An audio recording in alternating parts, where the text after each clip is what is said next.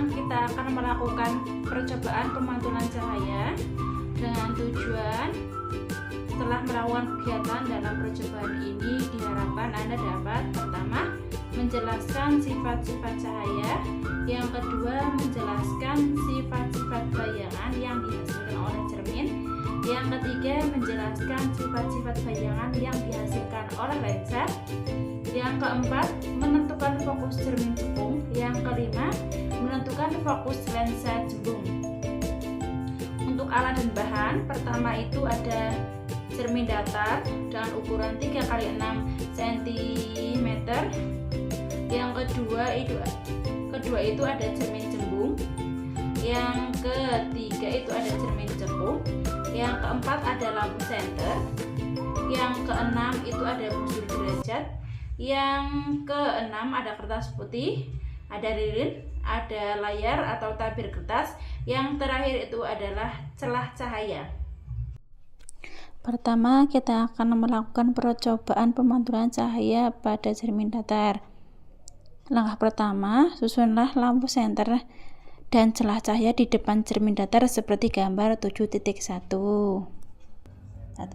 Lalu nyalakan lampu senter dan amati dengan baik jalannya berkas cahaya pada saat sebelum dan sesudah mengenai cermin datar.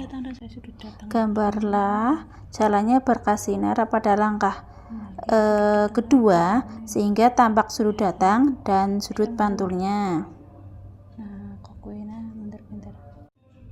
Kemudian ukurlah besar sudut datang I dan besar sudut pantul tersebut.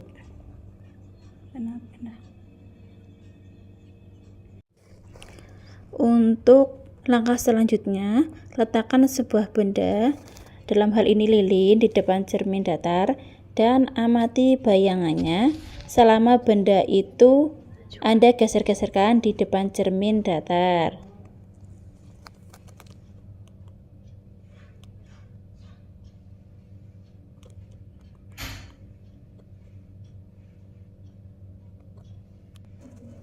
Langkah terakhir, catatlah bagaimana sifat-sifat bayangan yang dibentuk oleh cermin datar tersebut.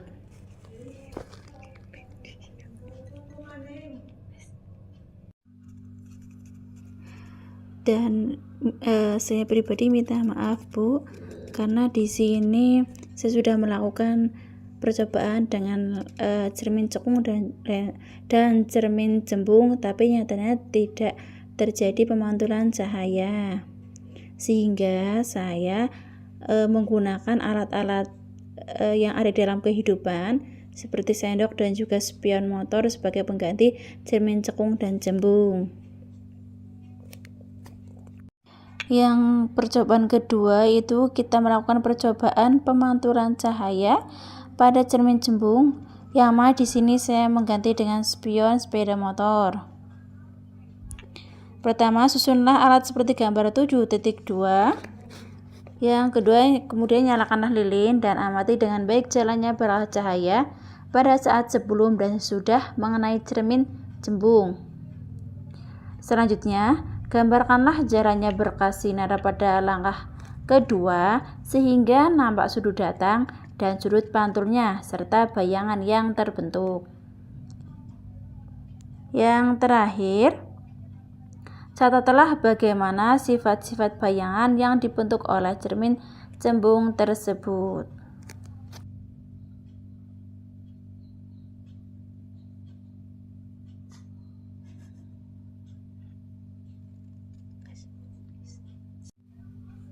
Selanjutnya kita akan melakukan percobaan pemantulan cahaya pada cermin cekung, yang di sini saya ganti dengan sendok bagian dalam sendok.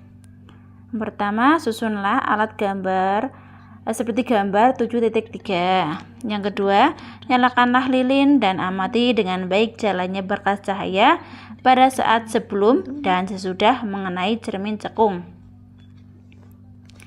Yang ketiga, gambarkanlah jalannya berkas sinar pada langkah 2 sehingga tampak sudut datang dan sudut pantulnya serta bayangan yang terbentuk. Yang keempat, catatlah bagaimana sifat-sifat bayangan yang dibentuk oleh cermin cekung tersebut. Kemudian, aturlah jarak benda atau letak layar agar pada layar terbentuk bayangan yang jelas dan tajam. Selanjutnya, ukur jarak benda dan jarak bayangan.